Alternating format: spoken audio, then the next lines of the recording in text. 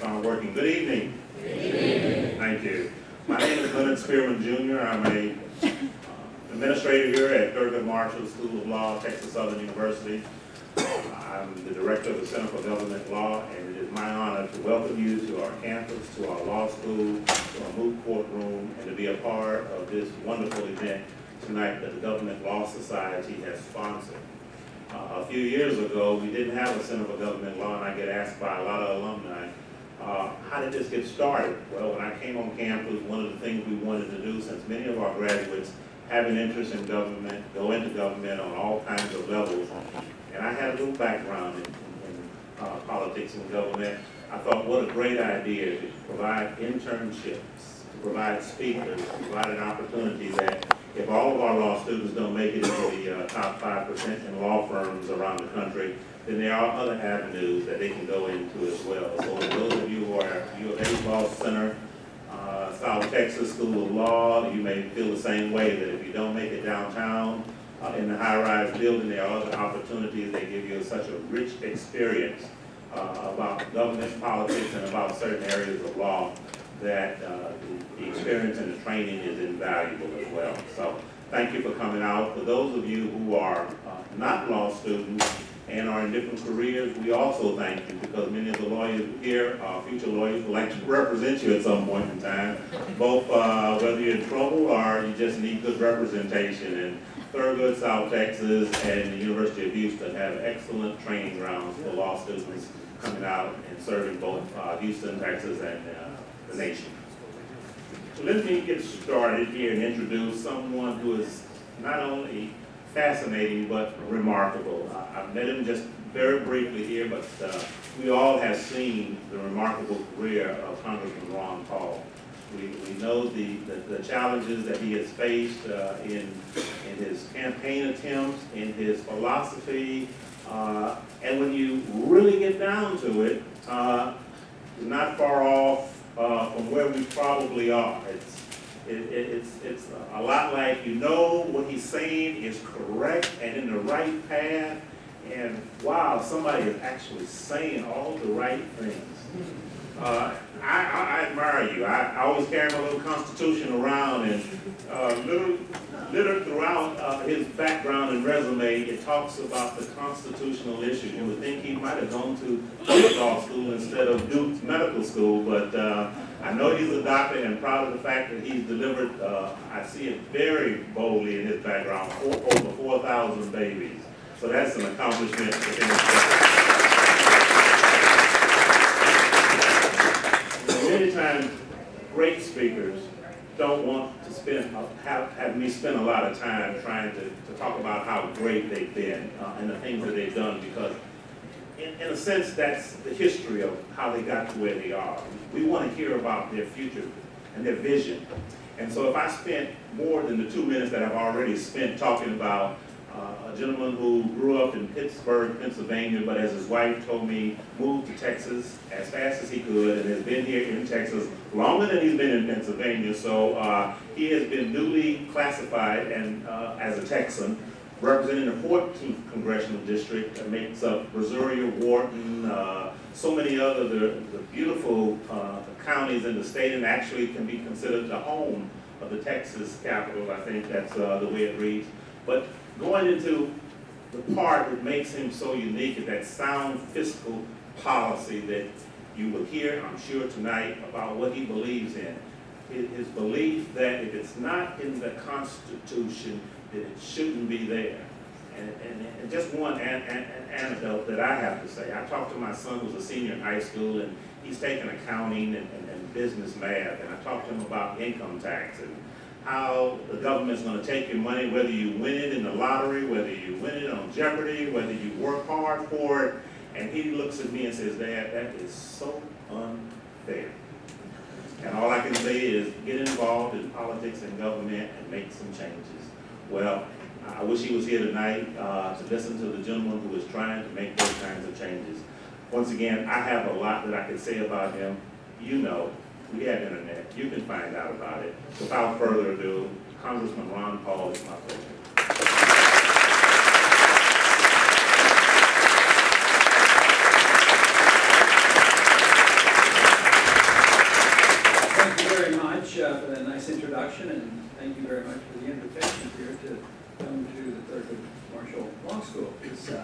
this to me is a real honor and a challenge to talk about our difficult issues that we face today. And it's an exciting political year. A lot of people have been paying attention to politics this year. So it's nice to come and visit. Matter of fact, I have a hard time turning down invitations if I get to a college campus because I don't know if anybody noticed in the last go-around in the presidential race that we did generate a lot of enthusiasm with young people. And that to me gave me a lot of hope because if I'm on the right track, if I'm really, trying to get people to go in a certain direction, if it is the right thing to do, I mean, you have to have the young people. If the next generation grows up and they still think, well, let's do it like, like it's been done for the last 50 years. And I think that's been happening. There's always been some who have been disgruntled, and there's always a dissent. And if you come from a conservative view, you might say, well, we heard about that with Goldwater, then we heard about it with Reagan, and then we heard about it in 1994, and then in 2000. But this year's something different. I think there's much more disenchantment. It isn't so much that people have given up on accepting the idea that the government should be doing all these things, that we should run a welfare state, cradle to grave, and that we should be the policemen of the world. It isn't so much that they've come to that conclusion. A lot of us have. I mean, I've argued the case that, like we ought to follow the Constitution, and if you do, the government is very limited. And I think what has happened, though, this year, and it's been going on for a couple years, I think I've more or less tapped into that, and it's been going on in the last 2 or 3 years, is the recognition that the current economic system is not viable. It's not working very well. In fact, it's not working hardly at all. And not too many people are saying, very soon it's going to be much better. No, they were criticizing our president today because, the most he could offer is, if we hadn't done this, it could have been a lot worse. And he may be, indicating that things could be a lot worse, but politically, they were arguing with the president. They said, no, you're not supposed to say that. It could be worse. That doesn't make anybody feel better. So it is different now than I think ever before, because I think the people who have argued that we shouldn't be doing it and are fiscal conservatives didn't want it. I think people who are on the receiving end, people who say, well, my check has to come and I'm dependent on it. I get my medical care, I get my education and all. They get a little worried, what's going to happen? It was announced today for the second time in a row that Social Security beneficiaries aren't going to get an increase. And the argument goes that, oh, there's no inflation. Well, if you've been around and paying any attention, there's a lot of inflation out there. And you got to look at commodity prices and a few other things, repair bills, doctor bills, education bills. There's a lot of price inflation going on. And one thing that hasn't happened yet has been that the huge amount of money created here since the crisis hit in the year 2000 hasn't even gone into the economy. What's happened is that we are experiencing the old saying about they're pushing on a string. They're trying to push all that credit into the economy, and that's supposed to make everybody happy. Everybody spend money. Spending money is going to cause investments. And it's a fallacy that Keynes promoted. Deficit financing and spending and printing money solves all problems. And the reason people believe that is on the short run, in the early stages of a huge financial bubble, every time it would leak, which it has been doing, injection of money and spending seems to help, even though the bubble just gets bigger.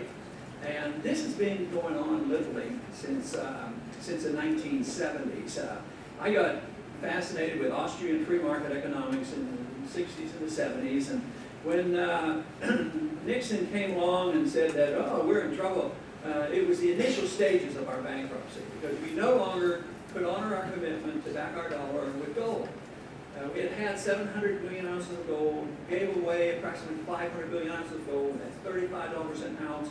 Even though we had printed and flooded the world with dollars, everybody knew the price of gold, the dollar price of gold was much higher. And we had made the promise, and we looked bad, and nobody likes to admit bankruptcy. So 500 out of 700, we met our commitment and gave the gold away until finally Nixon realized that we can't continue to do it. He closed the gold window and said, we're going to hang on to our 262 million ounces of gold, put on wage and price controls, put on tariffs and all these things. And the 70s were a bad year. We had a lot of price inflation. We had that thing called stagflation. The economy very, very weak, and prices kept going up. And most people believe that prices go up when you have a good economy. Everybody's buying and selling and stimulating. But that's not true. You can have depressions. Think of the third world nations. Think of Zimbabwe. It was a thriving economy and prices were high, but the value of the money was going down. So the prices were still, going up regardless. So we have a long way to go, but I think we got here because we have failed to follow some of the basic premises that our country was founded on. And I want to talk a little bit about that because it's structural. I don't like to identify with those who will tinker with the budget. Tinker here and tinker there, and move troops here, move troops there.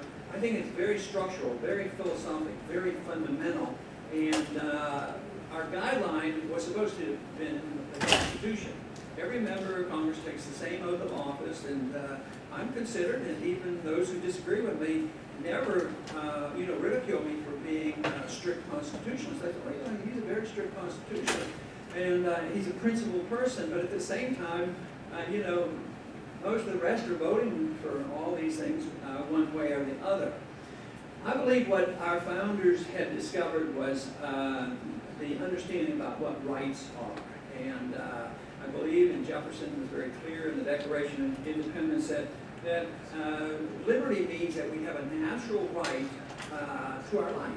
That's what it means to me. We have a natural right, a God-given right to our life. And and the government's purpose is to protect that liberty. And not much more. It's when you get off on tangents that we get into trouble. And we've never had a system, probably America had the best system of emphasizing personal liberty than any other system. And there was a lot of prosperity and a lot of wealth, and yet in the last 100 years, I would say that we have rejected the principles, yet we have stayed on the surface wealthy, consuming the wealth that we had created, but at the same time, we were borrowing a lot of money. And you can appear to be wealthy if your banker keeps loaning you $10,000, $20,000, $30,000 a month. You can look very wealthy, but eventually you have to pay the bill. So in the last 100 years, but especially 50 years, and especially since 1970s when Bretton Woods broke down, things have been based on trust in the currency that had no value, plus the borrowing of money. But the principles of liberty, I think, have been long time forgotten and not applied very well. We've lost confidence that the country could operate.